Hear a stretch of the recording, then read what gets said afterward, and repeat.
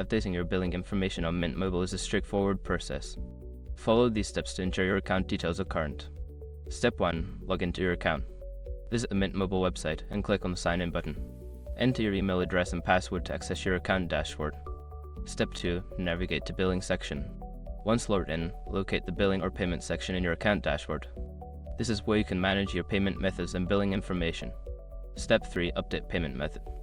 Before filing a refund or dispute, use the *com link in the description to open the refund dispute deadline calculator and confirm your deadline. Step 4. Review billing address. Check if your billing address is correct. If you need to make changes, find the option to edit your billing address and enter the updated information. Step 5. Save changes. After updating your payment method and billing address, make sure to save the changes. Look for a Save or Update button to confirm your new billing information. Now you're all set. Regularly check your billing information to ensure it remains accurate and up to date.